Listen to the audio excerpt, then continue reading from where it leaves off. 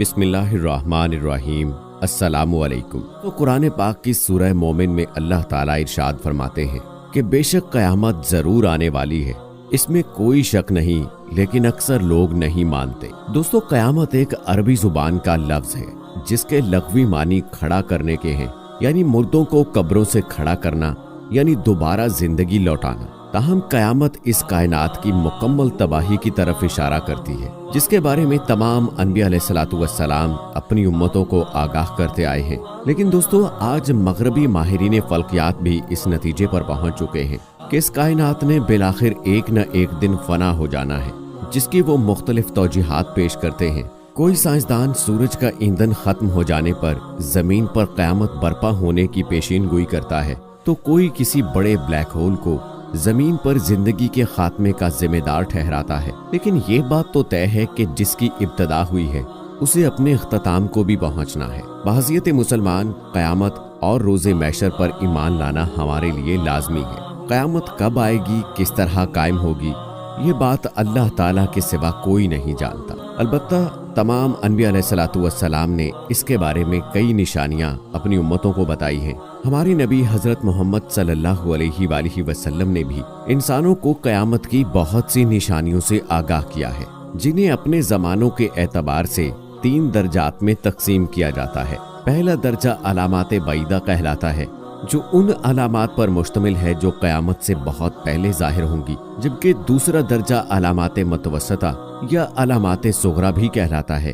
یہ علامات قیامت سے کچھ عرصہ پہلے ظاہر ہوں گی۔ اس کے بعد تیسرا درجہ علامات قریب یا علامات کبریٰ کہلاتا ہے۔ یہ علامات تب ظاہر ہوں گی کہ جب قیامت سر پر آن کھڑی ہوگی۔ دوستو، اگر ہم رسول پاک صلی اللہ علیہ وآلہ وسلم کی بتائی ہوئی علامات بعیدہ کی بات کریں تو ہمیں پتہ چلتا ہے کہ آپ صلی اللہ علیہ وآلہ وسلم کی بتائی ہوئی علامات دور حاضر میں ہو بہو پوری ہوتی نظر آ رہی ہیں۔ مثال کے طور پر صحیح مسلم کی ایک احادیث مبارکہ ہے کہ لونڈی اپنی مالکن کو جنم دے گی، اور یہ کہ تو دیکھے گا کہ برہنہ پا ننگ دھڑنگ محتاج بکریاں چرانے والے اونچی اونچی عمارتیں تعمیر کریں گے۔ دور حاضر میں یہ 2 علامتیں ہو بہو پوری ہوتی نظر آ رہی ہیں۔ دوستو، آج کل کرائے کی کوکھ ایک عام رواج بن چکا ہے، جس میں ایک عورت کی کوکھ کرائے پر لی جاتی ہے اور یہ عورت اپنے مالکان کے بچوں کو جنم دیتی ہے۔ شاہ رخ خان کا چھوٹا بیٹا ابراہم اس کی ایک اہم مثال ہے۔ اس کے علاوہ عرب میں گھومنے والے ننگ دھڑنگ بدوؤں کی فلک بوس عمارتوں نے اس حدیث مبارکہ کے دوسرے حصے پر بھی مہر ثبت کر دی ہے۔ اب اسی طرح کی کچھ اور احادیث ملاحظہ کیجئے۔ آپ صلی اللہ علیہ وآلہ وسلم نے فرمایا کہ میری امت میں کچھ لوگ ایسے ہوں گے جو ریشم، مینوشی اور گانے بجانے کو حلال سمجھیں گے۔ بحوالہ بخاری شریف۔ خود غرضی اور لالچ معاشرے میں عام ہوں گے۔ بحوالہ صحیح مسلم۔ طلاق ایک معمولی بات سمجھی جائے گی۔ بحوالہ احوال یوم القیامہ۔ جنسی بے رہروی عام ہوگی۔ بحوالہ بخاری شریف۔ جب قیامت برپا ہوگی تو زناکاری لوگوں کا معمول ہوگی۔ بحوالہ کتاب الفتن۔ مرد عورتوں کی اور عورتیں مردوں کے روپ دھاریں گی۔ بحوالہ در منصور جلال الدین سیوطی۔ لوگ ہم جنس پرستی میں مبتلا ہوں گے۔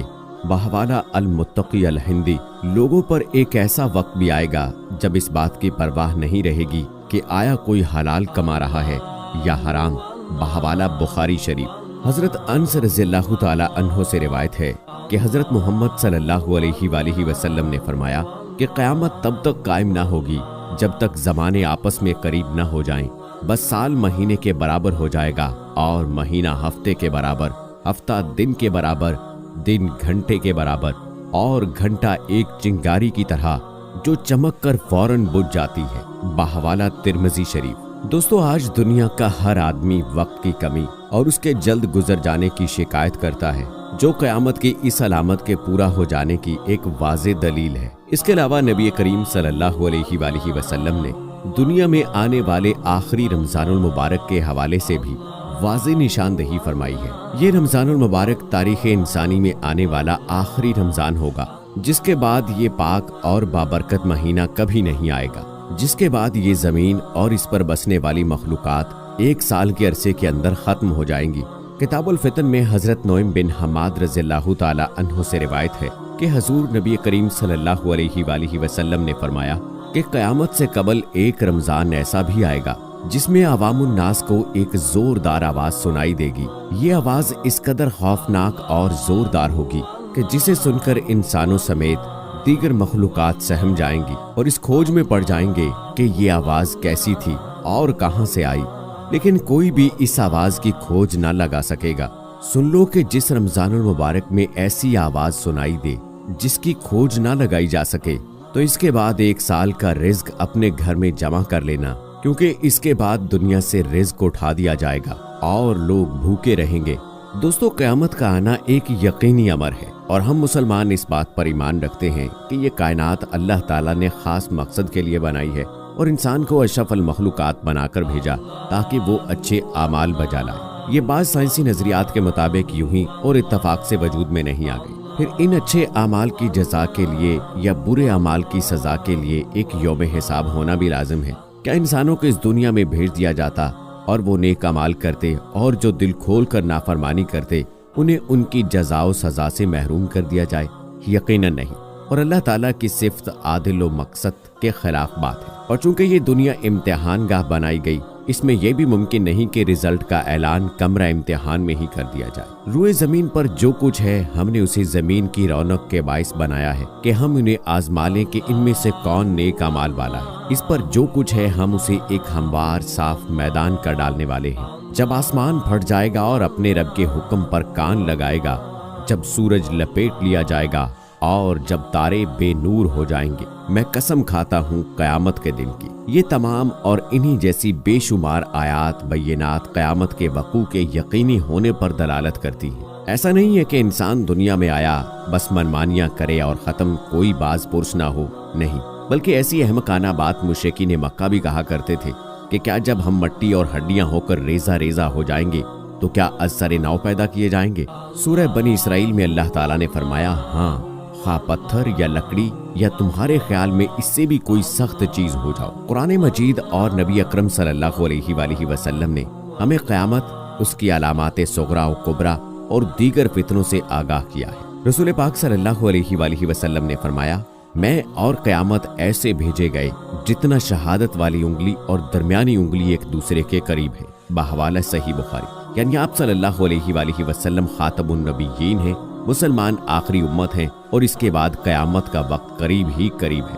سورہ الانبیاء میں اللہ تعالیٰ فرماتے ہیں، لوگوں کے حساب کا وقت قریب آ گیا ہے اور وہ غفلت میں منہ موڑے ہوئے ہیں۔ اسی طرح سورہ الاحزاب میں اللہ تعالیٰ فرماتے ہیں، وہ آپ سے قیامت کے بارے میں پوچھتے ہیں، آپ صلی اللہ علیہ وآلہ وسلم کہہ دیجئے کہ اس کا علم اللہ ہی کو ہے اور آپ کو کیا خبر، ممکن ہے کہ وہ بہت ہی قریب ہو۔ لیکن قیامت سے پہلے ان نشانیوں اور علامات کے ظہور ہونے میں کچھ شک نہیں جو رسول اللہ صلی اللہ علیہ وآلہ وسلم نے اپنی مبارک زبان سے ہمیں بتائی ہے۔ حضرت ابو ہریرہ رضی اللہ تعالیٰ عنہ سے روایت ہے کہ رسول اللہ صلی اللہ علیہ وآلہ وسلم نے فرمایا، ان فتنوں سے پہلے جلدی جلدی نیک کام کر لو جو اندھیری رات کے ٹکڑوں کی طرح ہوں گے۔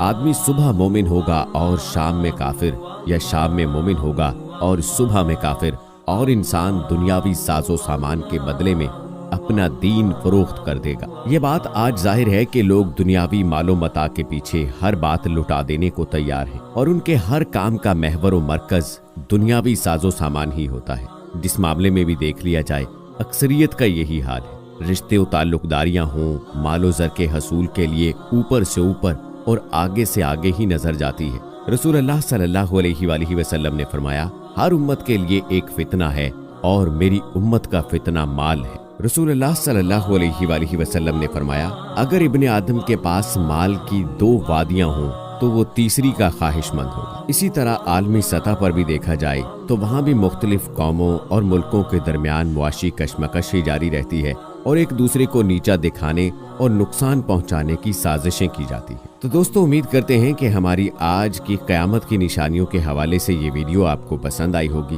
اس ویڈیو کی پسندیدگی کے اظہار کے لیے اس ویڈیو کو لائک کریں، شیئر کریں اپنے دوستوں کے ساتھ، کمنٹ سیکشن میں اپنی رائے کا اظہار لازمی کیجیے گا۔ ملتے ہیں اگلی ویڈیو میں، تب تک کے لیے اللہ حافظ۔